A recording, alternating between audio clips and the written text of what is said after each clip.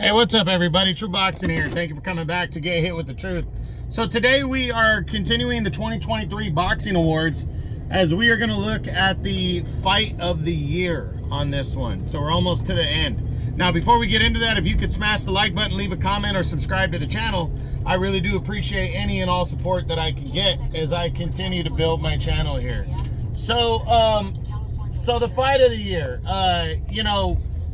this one, basically the best. This one with Knockout of the Year are probably the two biggest awards, individual awards I can give out before you get into like the Fighter of the Year and all that kind of stuff. This is a big one. It is basically the best back and forth action, two-way action in a fight. So, I know a lot of people want to attribute all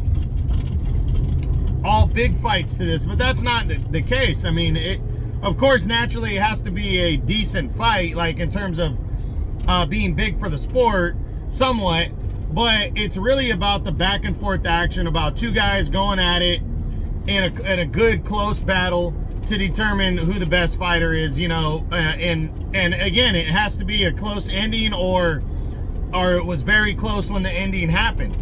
And so we're gonna that's what the definition for Fight of the Year is. In 2022 it was Sebastian Fundora and Erickson Lubin and their all-out war that they had at 154 pounds for the WBC interim title that ended after they traded knockdowns. It ended in a 9th round TKO victory for Fundora as he retained the interim belt. So again, we're going to go from 122 all the way to heavyweight.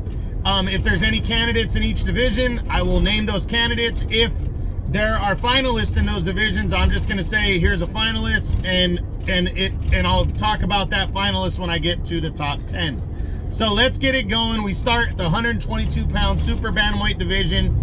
Candidates for Fight of the Year, I had 3 of them. First is first up was Luis Nery and Azat Hovhannissian as they competed in a WBC final eliminator. This one is a finalist. I will get to this in the top 10.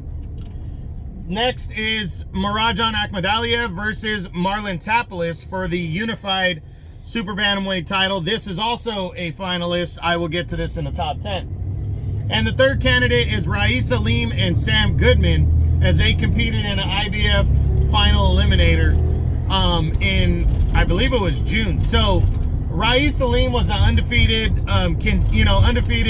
contender and was looking to continue that streak and move himself into a title shot. With him being undefeated, there was a lot of people excited to see how good Rais Salim really was, and he was going in against Sam Goodman, who was undefeated, coming off his biggest win against TJ Doheny, the former the former world champ. But Sam Goodman wasn't like highly regarded at the time, even though it was in Australia, the fight. But Aleem went out there against Goodman, and they just had a very good back and forth battle. It was close all the way through, and halfway through you could argue that Aleem was winning, but then in the second half Sam Goodman turned it on and just seemed to put his foot on the gas pedal a little more and outwork Aleem in the second half of the fight and earn a very close but hard-fought 12-round split decision as he became the IBF's mandatory challenger. So it was a very good back and forth fight right there that just missed being a finalist. It was a good fight. Next at 126 we have 3 candidates. First off was Robeisy Ramirez versus Rafael Espinosa for the WBO featherweight title. This is a finalist. We'll discuss this in the top 10. Next was Brandon Figueroa versus Mark Magsayo as they competed for the vacant WBC interim title. This was also a finalist. We'll discuss this when we get to the top 10. And the final candidate was Luis Alberto Lopez versus Joet Gonzalez for the IBF featherweight title. This one coming in for Lopez was coming off of 2 big wins in other people's house. He went to the United Kingdom to upset Josh Warrington to win the IBF title by majority decision 9 months earlier, and then just, I think it was 4 months earlier in May, he went over to Ireland and knocked out Michael Conlan impressively to retain his title, both coming in as the underdog. Well, he was coming into this one as the favorite, but a lot of people were expecting an all-out Mexican war, and they would get that. But Luis Alberto Lopez's awkward kind of style, aggressive style too, just made this style clash interesting. He was winning the fight. You know, you could tell he was out working on, but Joet Gonzalez was in it the whole way and kept, you know, plugging away into the late rounds, made it a little bit closer. It went to the scorecards where Lopez took a hard-fought but deserving unanimous decision to stay the IBF champion. Next at 130, we have 3 candidates as well. First was Shavkat Rakhimov versus Joe Cordina for the IBF super featherweight title. This is a finalist. We'll discuss this in the top 10. Next was Emmanuel Navarrete versus Robson Conceição as they competed for the WBO super featherweight title in November. This was also a finalist. We'll discuss this in the top 10. And then lastly was O'Shaquie Foster versus Rocky Hernandez as they competed for the WBC super featherweight title. So heading in, O'Shaquie Foster had won the title 8 months prior when he upset Ray Vargas for the vacant belt, and he was searching around for an opponent, for a big name opponent, or a unification bout, but he couldn't land it. So he ended up making a mandatory against Rocky Hernandez, who Rocky Hernandez coming in, the only time he had ever really stepped up the competition, he got knocked out in the first round against, against future champion Roger Gutierrez. So nobody was really expecting Rocky Hernandez to do much against O'Shaquie Foster, and boy, was everybody wrong. Rocky Hernandez went out there and totally outworked O'Shaquie Foster and was comfortably winning the fight heading into the later rounds. Then in the 10th round, Foster rallied and was able to hurt Hernandez and put him down, and looked like he was about to put him away before Rocky Hernandez battled back in the 10th round after Foster had tired out a little bit and almost put Foster down. The 10th round ended, and in the 11th, both got their legs back, but Foster was clearly the more durable fighter, and in the 12th round, he went after Rocky Hernandez and would stop him in the 12th round as he was behind on all scorecards to secure a comeback 12th round TKO win. This was definitely a war for at least a few rounds. It was action-packed. It was a good one, and this one just missed out on being a finalist. I think if it wasn't such a wide margin on the scorecards by the time Foster finally hurt Hernandez, I think it would have been a finalist.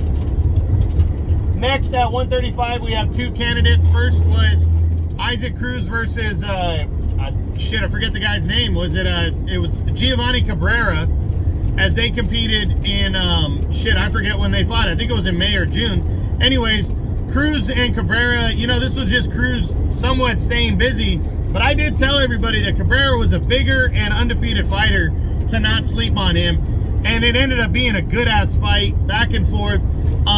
Isaac Cruz took a close split decision in this one to continue his march towards a world title. The other candidate was Devin Haney versus Vasily Lomachenko for the undisputed lightweight championship of the world. This one ended controversial, but it was a decent fight. Devin Haney was in the fight. He was landing body shots, but Loma was just dictating the pace and seemed to land the better shots. At the end of 12, I thought Loma clearly won 8 or 9 rounds. The judges came back with a controversial decision win for Haney. I did feel like that played a role in the ending for sure, and not making a finals. But because this was such a controversial fight, and because I thought Loma clearly won 8 or 9 rounds, even though some rounds were competitive, I just couldn't put it on as a finalist. Now we go to 140, where we only have 1 candidate, and that was Jose Ramirez versus Richard Comey in a contenders bout. This was ended up being a good fight, but I think a lot of people were expecting this. But also, I think a lot of people were expecting Richard Coleman to catch a beatdown in this one. And don't get me wrong, Jose Ramirez controlled the tempo and the pace and outworked Richard Commey, but Commey was fighting hard in this battle and battling back the entire time. But I just think him moving up to lightweight was just a little too late. I mean, super lightweight at 140, I think it was just too late. As his age seemingly caught up to him, moving up in weight. And then going after a guy like Jose Ramirez is a tall order anyways, because he's a big 140-pounder. But it was good back and forth action. Wasn't a finalist, but it definitely was the only candidate that 140 gave me. 147, we had one candidate, and that was Cody Crowley versus Abel Ramos. That was a finalist. We'll discuss that in the top 10. Next, at 154, only one candidate. That was Tim Tszyu versus Brian Mendoza, and for the WBO super welterweight title. Going into this one, Tim Tszyu was undefeated and had just been upgraded to WBO champ, and was trying to make an impression because he had just been upgraded. He didn't win the title officially, so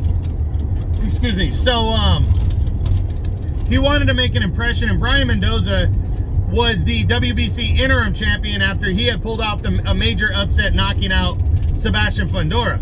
So a lot of people wanted to see Tszyu and what's his name in this fight, Tszyu and Mendoza in this fight, and how it would go, because Mendoza's a fearless fighter that and it's always a back and forth fight with him, and and he always seems like he's in the fight even when he's not. So Mendoza went out there and took all of Tim Tszyu's shots, wouldn't get knocked out. He stayed in the fight, landed good shots of his own, but was outworked, and it was a clear decision. Even though Mendoza fought hard, I thought it was a clear decision for Tszyu, so that's why this one didn't make it a little higher. 160 middleweight, the only candidate was Carlos Adames versus Julian J. Rock Williams for the WBC interim title. Adames was coming in and just kind of wanted to stay busy against a former unified champ at 154 in J. Rock, but nobody was really giving J. Rock much of a chance here. And Julian and Adames really had a good fight with J. Rock. J. Rock was definitely in the fight. He was putting in good work. Adames was outworking him, but it was just a good action-packed battle between these two. And in the 9th round, a premature stoppage, just slightly premature, because I believe J. Rock would have been stopped no matter what, occurred, and that did play a role in this not being a finalist, but Adames got the victory. 168 super middleweight, the only candidate there was Jaime Munguia versus Sergey Derevyanchenko in their contenders bout. This is a finalist. We'll discuss that in the top 10. 175 light heavyweight, only had one candidate, and that was Arthur Beterbiev versus Anthony Yard for the unified light heavyweight title. This was also a finalist. We'll discuss this in the top 10. Next, at 200 pounds cruiserweight, only had one candidate. That was Lawrence Okolie versus Chris Billum-Smith for the WBO cruiserweight title. Heading into this one, Okolie was the avoided man from the top tier fighters at 200 pounds. So him getting an all UK battle with Chris Billum-Smith, was about all he could do at the time. But Billum-Smith had a point to make, and he and Okolie would go at it. Okolie was in the fight the whole way. He got knocked down a few times, but kept getting up and kept fighting back hard. And at the end of 12, Billum-Smith got out of there with a close 12-round majority decision upset to become the new WBO cruiserweight champion. So big win for him and a good fight. And the final candidate at heavyweight, there's only one there, was Tyson Fury versus Francis Ngannou, as they competed in a heavyweight showdown. This was finalists. We'll discuss this when we get into the top 10. And now let's switch it over and look at the top 10 for fight of the year. We'll count them down from 10 all the way to 1. Number 10 goes to MJ Marajan Akhmadaliev versus Marlon Taplis for the unified super bantamweight world title. Akhmadaliev came in as a WBA and IBF champ. He was undefeated. He was a number 2 fighter in the division, and he was coming in against Taplis, who is a former bantamweight champion, but had made his run already at 122 and came up short. And this time around, he you know, he had won an eliminator, but he hadn't really done much to earn his title shot. And he stepped in really looking like a stepping stone guy for MJ.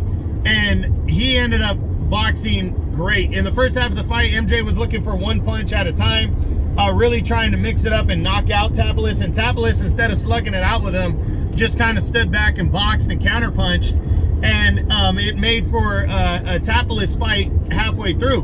But in the second half, you know, MJ turned it on more and was winning majority of the rounds in the second half, but Tapales was still counterpunching, landing good shots. And at the end of 12, Tapales got out of there with a 12-round split decision and a big upset as he became the unified super bantamweight world champion. So this was a very good back and forth fight right there at number 10. Number 9 goes to Cody Crowley versus Abel Ramos in their welterweight showdown. You know, Cody Crowley coming in was the odds-on favorite, undefeated fighter, but he's coming off of a personal loss where his father had committed suicide about 9 or 10 months earlier.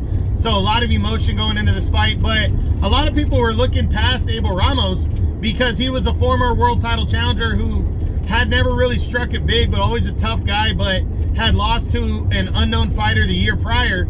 So a lot of people thought that Crowley was going to roll over Ramos, but Ramos gave Crowley all he could handle.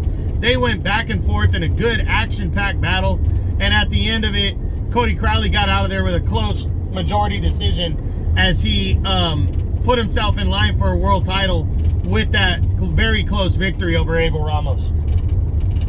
Number 8 goes to Emmanuel Navarrete versus Robson Conceição for the WBO super featherweight title at 130 pounds. Coming into this one, Navarrete was rolling. He was the reigning WBO champion, coming off the biggest win of his career, a dominating 12-round decision victory over Oscar Valdez to really put himself as the top guy at 130. And then less than 3 months later, he decided to sign on for a big-time showdown with Robson Conceição, who was a former, I believe, at the time, he was a 2-time world title challenger and was getting his 3rd crack at it. And he just went out there after Navarrete had thrown over 1,000 punches against Valdez, and came in on about 3 months. After 3 months, he came in against Conceição. He looked like he was tired from the fight with Valdez and overtrained a little bit. And Conceição took advantage, even though he was 8 years older. He's the one that threw the majority of the punches, landed good punches, and looked like he was winning majority of the fight. But Conceição, but Navarrete landed the bigger and better shots and hurt Conceição a couple times and put him down a couple times. And that made the fight close. It went to the scorecards and was declared a draw for Navarrete in a fight that a lot of people could say that Conceição deserved to win. But again, it was close because of the knockdowns, and it was a very good action-packed fight. Number 7 goes to Brandon Figueroa versus Mark Magsayo for the vacant WBC interim featherweight title at 126. Brandon Figueroa, since he moved up to 126, he destroyed Carlos Castro and was looking to keep rolling and was the favorite coming in against Magsayo, who was coming off the loss to Ray Vargas where he lost the WBC belt.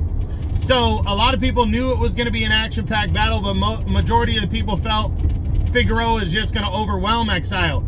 And Magsayo, he got outworked, but he never seemed overwhelmed. He was in the fight the whole way, was landing good shots. It was a very good action-packed battle. I think the fact that neither guy, especially Figueroa, could take over really played the outcome here, as they just kept going at it and made it a close, tough battle that ended in favor of Brandon Figueroa, but by a wide decision. Figueroa won, which was kind of surprising to a lot of people, but everybody knew that this was a really good back and forth battle that deserved to be scored closer. But I feel like they got the decision right. Excuse me for a second. Number 6 goes to Tyson Fury versus Francis Ngannou in their heavyweight battle. Tyson Fury came in a heavy favorite. He was a reigning and undefeated WBC champion, going in against Francis Ngannou, who was coming into his first ever professional fight in boxing. And a lot of people thought this fight should have been an exhibition bout, I myself included, but it wasn't.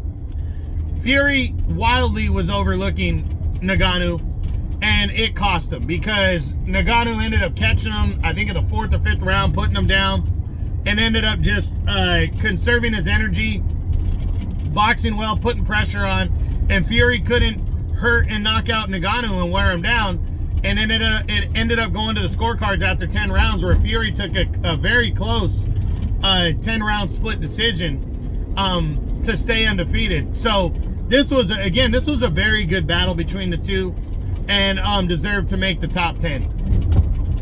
Number 5 goes to Arthur Beterbiev versus Anthony Yarde as they fought for the unified light heavyweight title.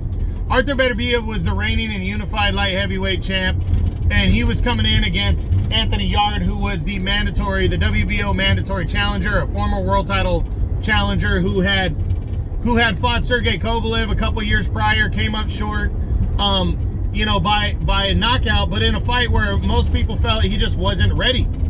This one, he would prove he was ready and willing as he went at it with with Beterbiev in this one, and was actually winning the fight. But Beterbiev kept getting close, landing good shots. Yarde would stun Beterbiev here and there and back him off, but Beterbiev kept pressing forward. It was a good all-action bout, somewhat tactical too, but Beterbiev continuing to put the pressure on, and Anthony Yarde, never really being a late fight guy, ended up spelling the difference as Beterbiev knocked out Anthony Yarde in the 8th round to retain the unified light heavyweight title, and a very, very fun, good fight to watch. Number 4 goes to Shavkat Rakhimov versus Joe Cordina as they competed for the IBF super featherweight title at 130 pounds. Heading into this one, both were undefeated. Rakhimov had won the belt that Cordina was stripped of because Cordina was supposed to fight Rakhimov, but he suffered an injury, and because the IBF had 2 mandatory challengers in Rakhimov and Barrett, the IBF would strip Cordina, allowing Rakhimov to fight Barrett for the vacant title, and then Cordina would be in line to fight the winner. So Cordina fighting in his home country in this bout, challenging for the title. He had to prove himself against Rakhimov, and it was just an all-out war between the two. And the difference was Cordina scoring the early knockdown on Rakhimov. That ended up being the difference in the fight, as Rakhimov and him would go at it. But at the end of 12, Cordina took a close split decision and captured the IBF title for a second time. Again, it's just a very, very good battle right here. I wish we would have seen a rematch later in the year. Number 3 goes to Robeisy Ramirez versus Rafael Espinosa as they competed for the WBO featherweight title in December. Robeisy Ramirez was rolling. He had captured the WBO title earlier in the year.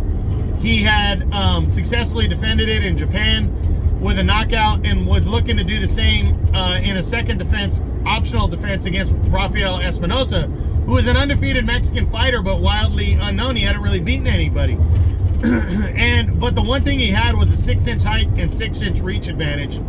And this spelled for just an entertaining ass fight. As you could tell, the more skillful fighter was Ramirez, but the bigger guy, and in terms of natural ability, in terms of physical advantages, it went to Espinosa. And Espinosa exposed those, but Ramirez was battling with them and even scored a knockdown in the 6th round where he almost knocked out almost knocked Espinosa out. But in the second half, Espinosa found his legs. They continued to battle, but Espinosa just continued to seemingly take over. And in the late rounds, I think in the 12th, he even scored a knockdown of his own. It went to the scorecards where he would take a close 12-round majority decision. Very good fight right here. Number 2 goes to Jaime Munguia versus Sergey Derevyanchenko in their 168-pound super middleweight battle. This one coming in, nobody was expecting what we saw. Munguia was a sizable favorite just because he was 10 years younger, and Derevyanchenko had kind of been there, done that already. And at, I think, 36, 37, nobody was expecting him to go to war with a much younger man and be competitive like he was. But Derevyanchenko showed his toughness in this bout. He battled the entire way, and some say they thought he even won the fight. I didn't score it, but judging by the eyeball test, I probably would have given it to Derevyanchenko, but it was very close. They went at it. It was an all-out war, and it ended in a close 10-round unanimous decision for Munguia, who did score a knockdown in the 12th round to secure the win. But again, this was a very good, close battle. And you know, just it definitely could have got fight of the year. Absolutely, it could have. It was right there, and I have no problem with anybody thinking that that one was a little bit higher than my number one. But my number one for me was early in the year. It was Luis Nery versus Azat Hovhannissian in their super bantamweight final eliminator. This was such a big battle between Nery, a former 2-division champ, and Hovhannissian, a former world title challenger who had been avoided the last couple years, and the boogeyman at 122. And these two guys just fucking went to war. And I really thought it was going to be, Nery was going to be in the fight, but I didn't think the action would be as good as it was. I thought Nery would box way more, but he did brawl and box in the first half of the fight. And after 5 rounds, I think a lot of people felt he was winning the fight, just outworking Hovhannissian, which was a surprise. And then Hovhannissian put his foot on the gas pedal and really turned the fight around like hardcore. He did. He got right back into the fight and really seemed to steal the momentum. Then in the 10th round, he got hit with a huge punch that hurt him badly and got put down. He barely made it to his feet. He battled out of the round, but in the 11th round, he couldn't hold on anymore. That punch really took everything out of him, and Nery would finish him. The ref jumped in the way, and Nery would walk away with an 11th round knockout victory. But this was a fantastic battle, one of the best fights I've seen. These two guys went to absolute war for this, and now it paid off for Nery as he's getting an undisputed title shot against Naoya anyway. But what a fight, what a victory, and what a great battle right here. So that is my 2023 fight of the year: Luis Nery versus Azat Hovhannissian in their WBC final eliminator at 122 pounds. I hope you enjoyed the video. This was the 2023 Boxing Awards for the fight of the year. If you did, smash the like button, leave a comment, or subscribe to the channel. I really do appreciate any and all support. This is True Boxing. You've been hit with the truth.